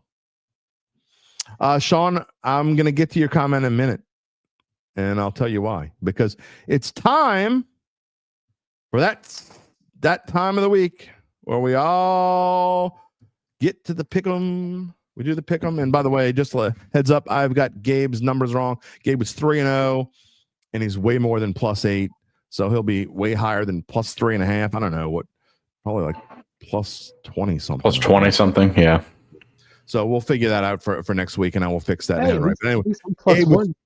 Gabe's 3-0. I was 3-0, and of course you got UBN is sitting there at 1.5, and you are now just 1 point above water. Your head is above water. My nose is just up in the air, above the water. We all in positive numbers, and I'm telling you, I say this every week, and I mean it. If you're not watching this segment, because I know a lot of people, they say, okay, I don't want to see the pick 'em. You're missing out, because I'm no mathematician, but I can tell you that if you add up our numbers, those are numbers against the spread, ladies and gentlemen. I am 20-10 against the spread. That is correct. And that is the point differential that we have between our picks and actual reality. Are you actually going to add it up, or you just going to say it? What do you mean? Well, you can't add it up because they're wrong. Oh, yeah, that's true. Well, you could. I mean, Just you gotta could add add one up the and leave record, one. but we don't know. Our record is 38. I am 20-10. Gabe is 16-14. UBN is 16-14. Those are the things that matter. All right, let's get into this week's picks. And before we do, hold on. We told you earlier we'd let you know more about how Evangeline Securities can help you figure out what your family-run or privately held business might be worth and whether it's time to sell. How do they do it? Great question. After that complimentary evaluation of your company, if you decide to proceed, native New Orleanians Nick Braden, Ron Hemelt, and the folks at Evangeline, they'll begin an extensive auction process from among established private equity funds from around the whole wide world. They'll maximize the return for the founder and his or her family. Evangeline is the top producer on their platform. None with their dedication and success. I mean, none. They're fully licensed. They're ready to serve you. So get in touch with Nick and Ron about what's really important. And it's not how far above 500 we are. No. What's really important, Gabe Henderson? The rest of your life. Absolutely it is. You can find them at www.evangelinesecurities.com. All right, before I get into the picks, I'm going to tell you we don't have any crossfire, but there's one pick that is the same. We have a like pick this week. I know it's not mine. We have agreement. So who do y'all think the agreement is? Gabe, I think it's mine. I think it's my international pick. You think it's your international pick with maybe what? With you? I got all college, so I know Jim ain't got nothing. All right. I don't know though. You'll find. You're contrarian. Y'all will know it. You don't have to say it out loud, but you'll notice as soon as you see Gabe's picks. And we'll start with Gabe this week, who is on fire once again 3-0 last week, plus 20 something. We'll get it right for next week. Gabe, what is your number one pick of the week this week? No, his agreement's Minnesota. He hates the Bears. Yeah. I forgot I had the Minnesota pick. He's fading the Bears again. Yeah. Go ahead. My first pick of the week is Iowa and USC under 48.5. When I made it yesterday, it was actually 49.5. So excuse my stat on this. I think it'll be a little different now. I think it's only 3. When it was 49.5, Iowa had only played 2 games that had gone over that total. And it was against UMass and Rutgers. So not exactly gauntlets. What's up, Randall? 48.5. I believe their game against Penn State hit 49. So it'd be 3 games. Anyway, I like the under in this game. I know Iowa's offense has been better this year, but they're going on the road. The way that they play football under Kirk Ferentz, they love to just muck things up, and I think that's what they'll do here against an offense that they frankly can't hang with. They do love punting. What's up, Charles? I don't think Iowa will give USC a ton of possessions, and I think they'll keep this one under purely just by mucking up the game, running the ball a lot, draining time of possession. So that's why I think they go under. Iowa under 48.5 with their game with USC. Next up, you got you going to the NFL for your last 2 picks. What you got? Washington and the Dolphins. First time since 2002 that a team has lost 4 straight games by 20+ points. The Washington Commanders. They are awful. They are bad. However, that is exactly why I'm picking them this week. I like them against. I think this is, if you look at the NFL this season, if you look at the biggest upsets, the teams that have a huge upset in the previous week lay an egg the next week. You don't have to look further. Saints fans will know this. You don't have to look further than Carolina last week. They beat Green Bay in Green Bay. They go home. They're favored over the Saints, and they score 7 points. I think everyone is going to be so high on Miami in this game because they beat Buffalo in dominant fashion last week. But what they don't know is Miami is 1-5 all-time in international games. Dan Quinn is taking over play calling duties for Washington. I think they'll keep it close, if not get it done outright. I like Washington to win in Madrid. I was about to say, Coach And he's- Gucci doesn't and seem the like the pick- most like guy to take overseas to keep a coach, to Yeah. keep a team like organized and ready to play. The official pick is Washington plus 2.5 over the Miami Dolphins in the final international game of the year. You got two great ones in this one. You got Dan Quinn and you got Coach Gucci on the other side, man. You talk about some Your good favorites. NFL, fantastic NFL coaching. And then Can't wait to get up to this one though. moving on, the Minnesota Vikings and the Chicago Bears. I mean, do I really have to say I'm not going to be too harsh on the Bears because I know I'm fairly confident this is Jim's shared pick as well. I'll let him do the ragging on the Bears. Jim, it was you that had a shared pick? No, it was me. Yeah, I know. Oh, you had this? No, I have. We'll get to it. I in a have. minute. Yeah, we'll get to it. Okay. I thought Jim said he had a shared pick, but I see. No, I picked on the Bears enough already. I thought about this. I but thought he'd pick I'm- on the I Bears. know he standing said away. shared pick, but I thought he was talking about himself. No. Gotcha. This Yeah, so did I. that's a stay away game for me. Yeah, I just don't. But Think, I I don't think the di- Bears I don't got lucky disagree last with you. week. I don't think they'll get lucky again. Minnesota's had a tough time lately. I think this is a good bounce back spot for them in a division game. This is all about Flores versus Caleb. I think I don't disagree with you at all. he sees him a lot. So I agree with that, and I don't like the Bears. And I mean, I'm going to be hard pressed to take the Bears in any division game, really. So I don't. Yeah. This is either a stay away or you take the Vikings. You can't take the Bears +3 here, in my opinion. All right, moving on to UBN, who again 16-14 last week. He doesn't want the black and gold. He either wants the blue or he wants the fire. He's got the ice this week, 1-2. However, his point differential is still over. And let's start with the game that you are like with Gabe. Let's start with the one in the middle. This is the like pick of the week. You also have the Iowa USC under 48.5. I mean, anytime I see an Iowa total over 45, I'm mostly taking the under, just because of the way, like Gabe said, they just muck games up. They don't care how they win. They just want to win. USC has a powerful and strong and really good offense, but I just don't think they're gonna have the ball a ton. And this Iowa team is gonna run, punt, punt, and just do enough to keep it close and keep it under. I wasn't touching that spread. Sean says JJ McCarthy is questionable for the game. JJ McCarthy is going to be. I feel better about my pick now. JJ McCarthy is going to be questionable for every game he plays the rest of his career. Yes. But what about 9? Is 9 healthy? Lamar Jackson's questionable, and I promise you, Lamar Jackson is. If you guys saw that, right? The whole 9 thing. No, is that like 6, 7? That's JJ McCarthy's alter ego. He said on game days he has an alter ego named 9.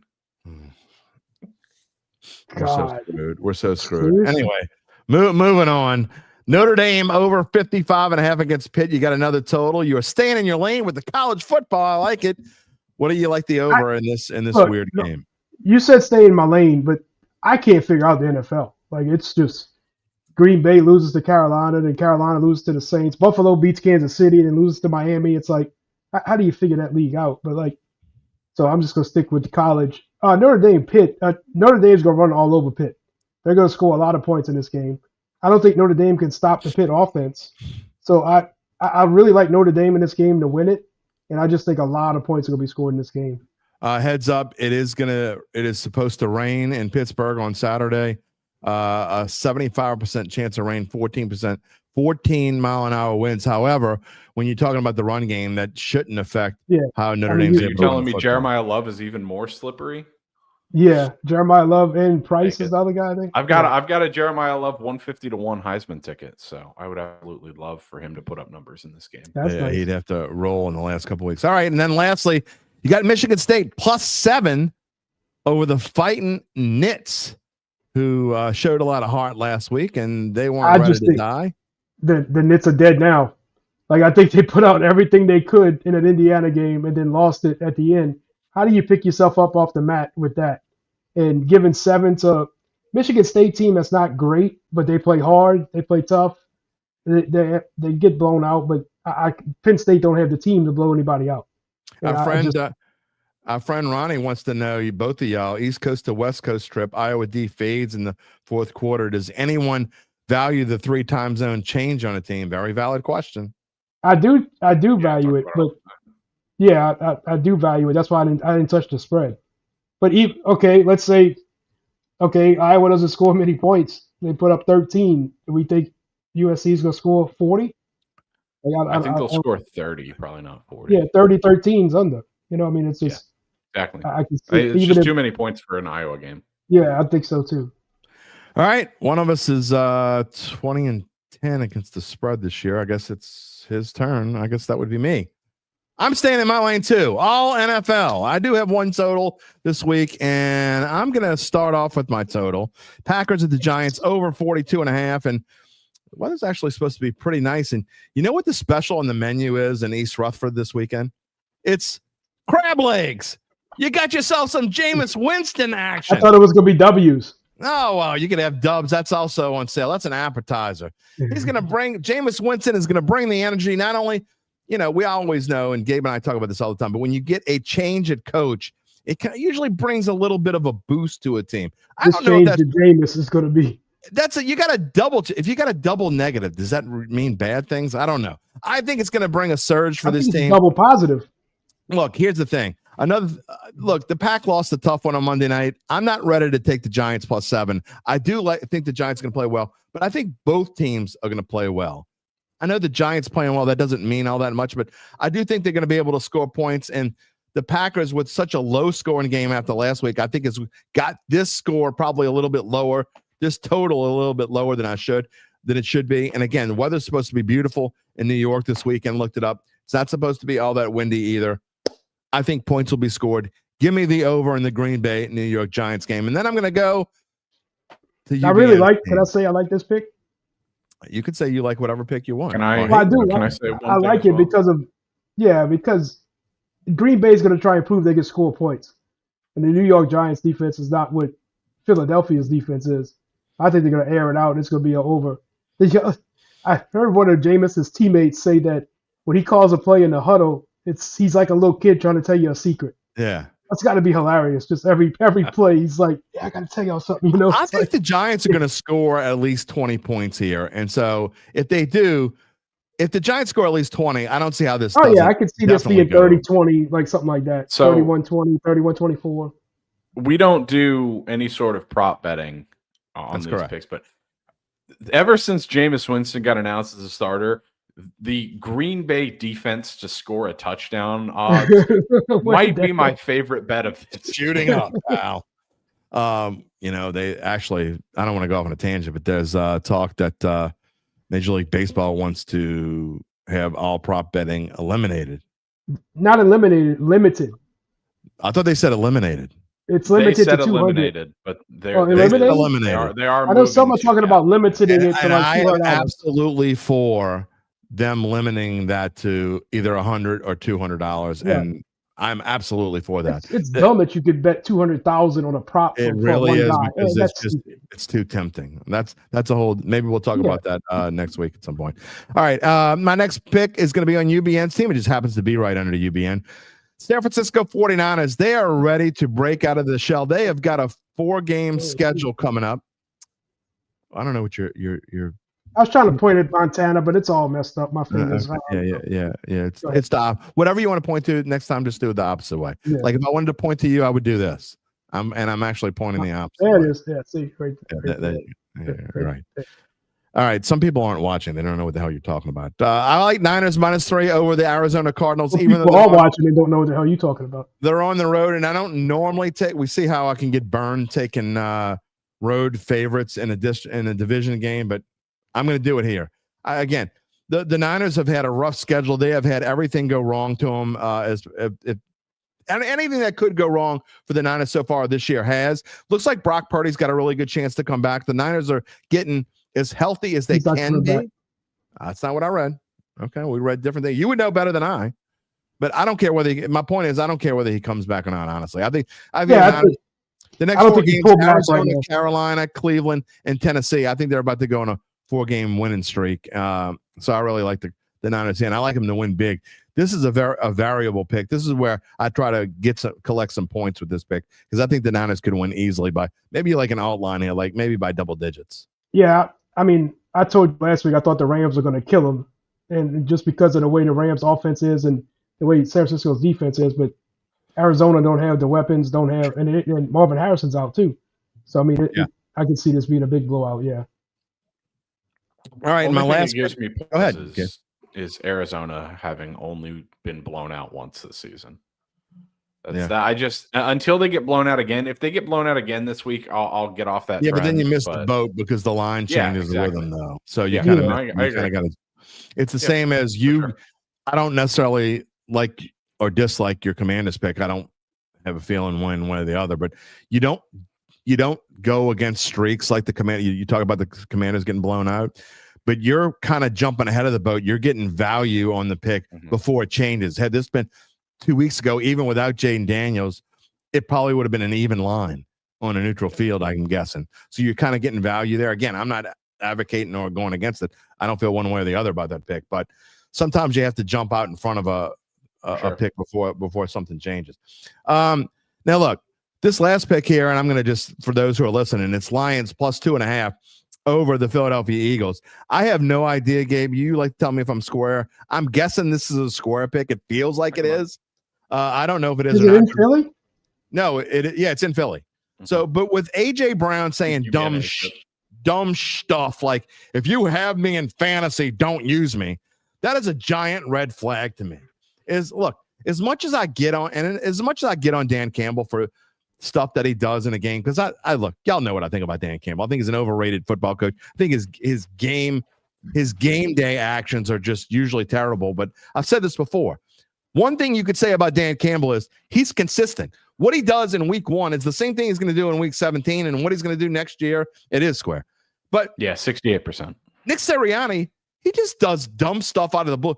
He punts when he's not supposed to punt. He kicks field goals when he's not supposed to kick field goals. He goes for it on 4th and 8 from like the minus 40 just because he feels like doing it.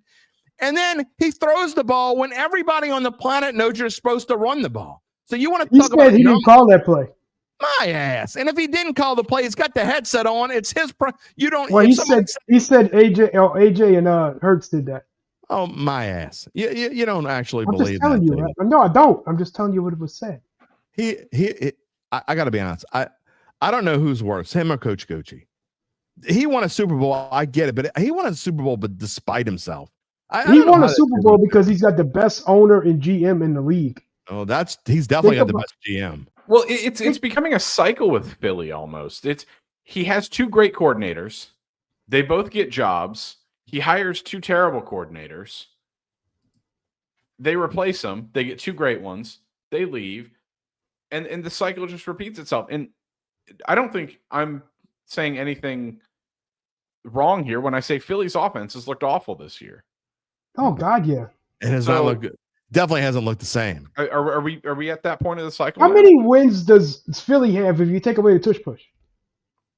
Look, they're not taking away the tush push. I'm not taking it away, but think about if they didn't have it. Doesn't matter. You're not. They do have it though, so you can't say that they're still going to have it. I just think I actually think the Lions going to win this one straight up.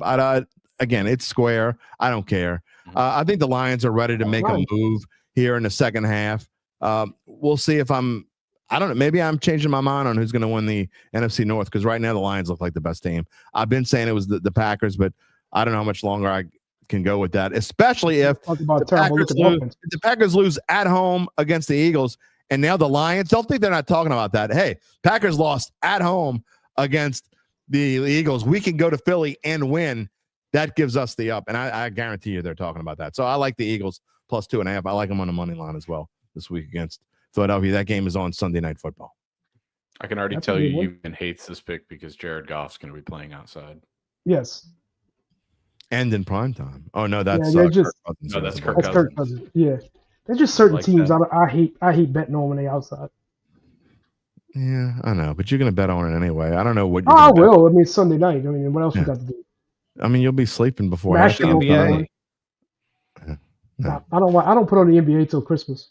All right, gentlemen. When we come back here next Friday, I expect all these against the spread numbers to remain. I want to say something about Kiffin. Make it quick. I am, but if Kiffin comes to LSU and does the same thing he's doing at Ole Miss, LSU fans are going to want him fired in 4 years. We've said I agree. I just because he hasn't been in the SEC championship, he hasn't been in the playoffs. He just wins 10 games a year like Les did. They wanted him killed. I just don't. So, I mean, it's but there wasn't 12-team playoffs then. There were only 2 in the BCS playoffs. He still hasn't made it in his 12 teams. He's going to this year. He's going to this year. Well, unless they lose a game, and let's not forget, which is possible. Let's not forget, he's also been in a division. It was the SEC West with LSU and Alabama. So that doesn't mean anything to me. That's no, but it makes it harder to get into a 14. We don't playoff. do excuses when we make our picks and we try to make I don't. I try to make excuses about bad beats and stuff, but y'all won't let me. Of course we won't. We're not gonna. Hey, you know what you didn't do this week? It's too late to do it now. 3-0 upcoming. Never too late to do it. We'll see. Now I was gonna let you roll with it, but now I'm not. Uncle Big Nick, can we make some picks today? Well, can we please?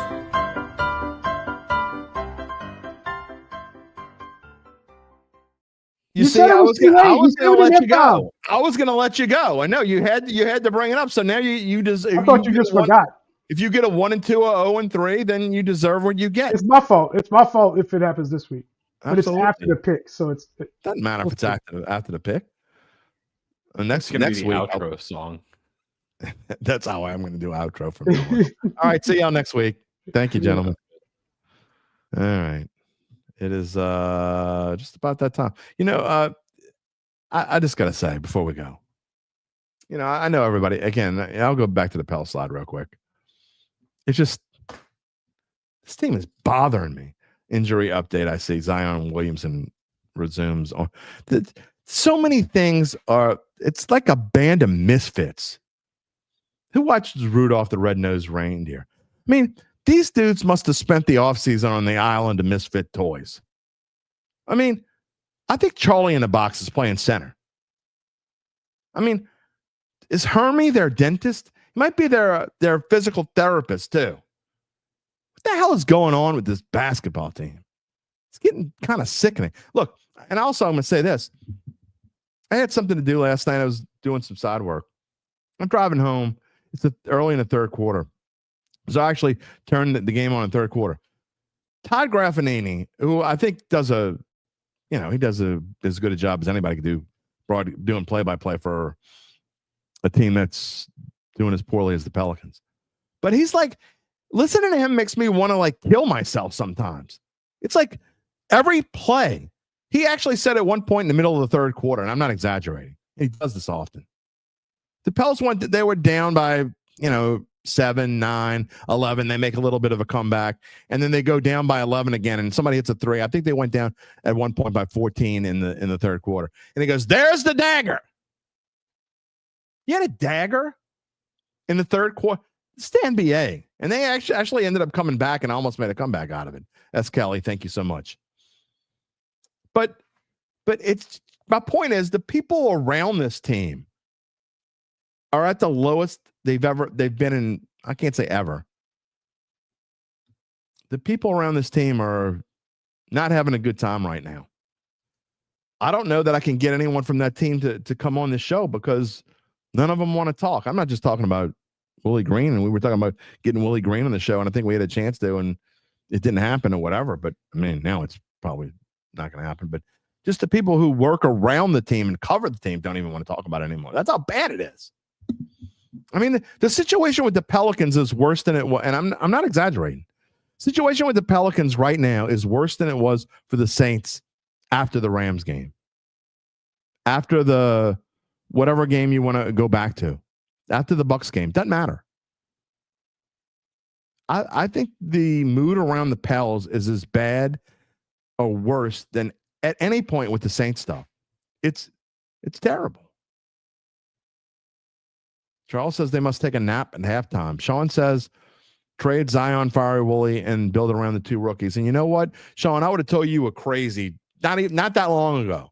But now, you know what? I don't know. I mean, blow up the damn team. I mean, Ronnie, Zion is a franchise killer. You can't say he's not.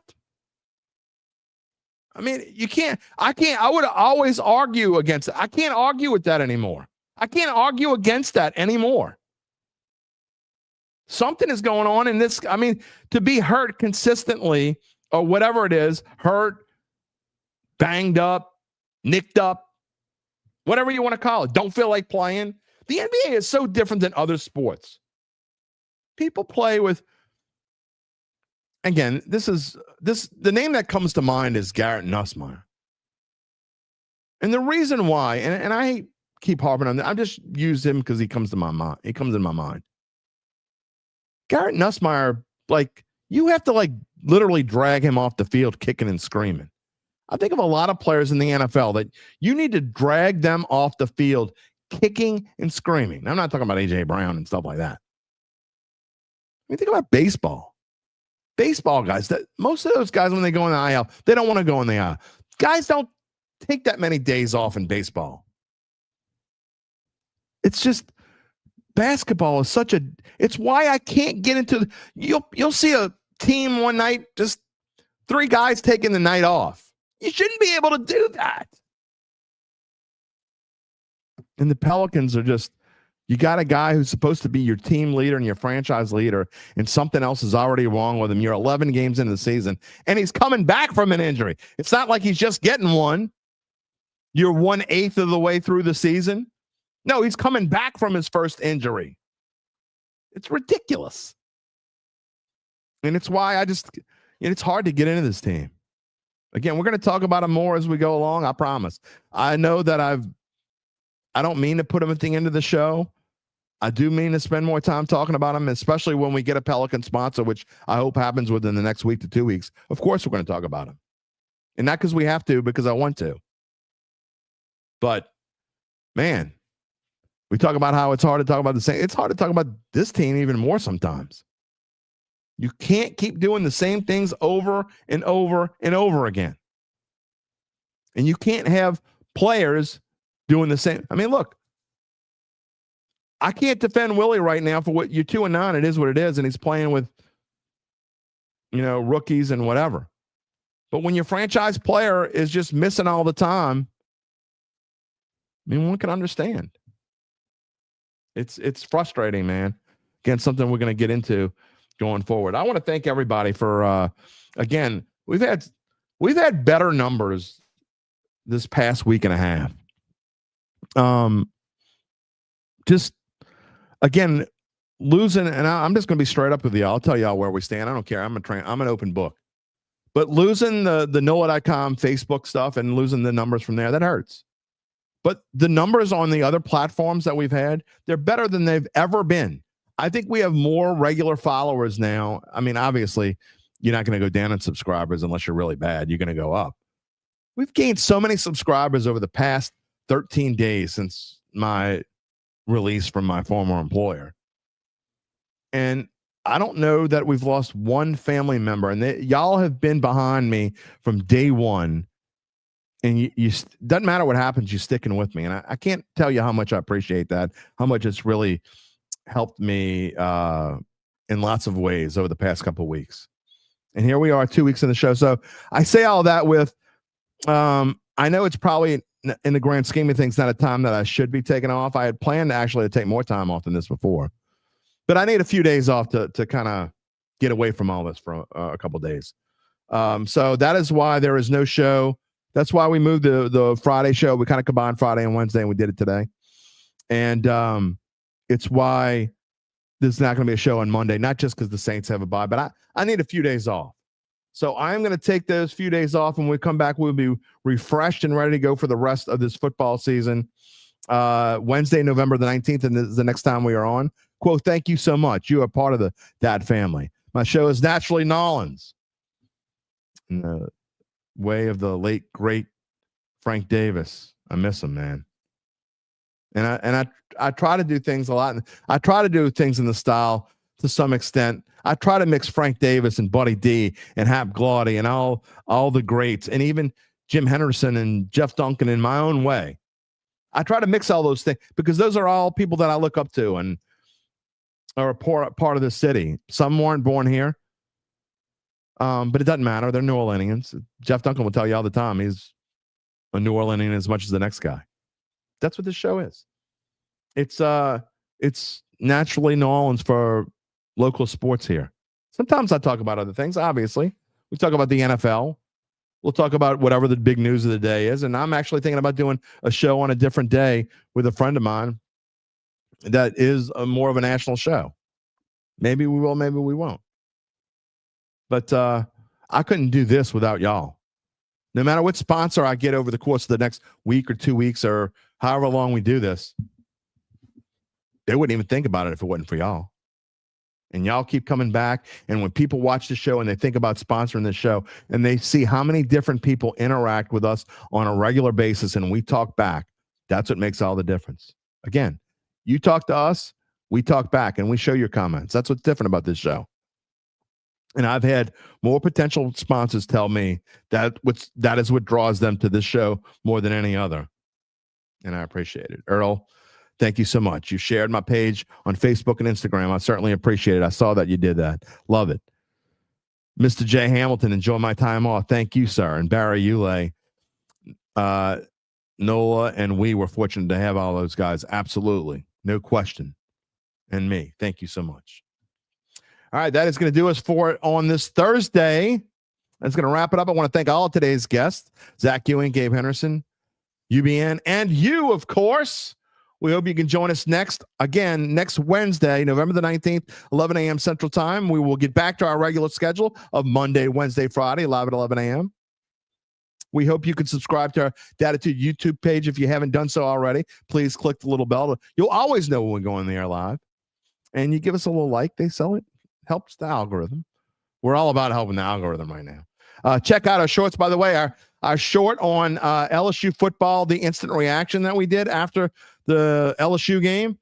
So far, I believe is up to over 45,000 views. Again, that's all because of y'all. Because some of y'all are sharing it. Somehow it got in the algorithm. It did great on all three platforms: YouTube, TikTok, and what's the other one? YouTube, TikTok, and what the heck? Facebook. Mind fart. You get old. So did well on all those platforms. And yes, I am on TikTok. I do not put my shorts on Twitter just yet. We may or may not. I got to put enough stuff on X. I don't want to get rid of people. You can also find us wherever you get your podcasts, including Apple, Spotify, many more. You know that already. Find me on X at Jim Derry Jr. All right, that is going to do it. We're going to have a great, long, extended weekend. I hope you all have a fantastic, wonderful, glorious weekend. We say go Tigers. We say roll wave. And come on, Pelicans, please, for the love of God, make something fun. We'll talk to you about it next week. We'll see you then. Take it easy, my friends.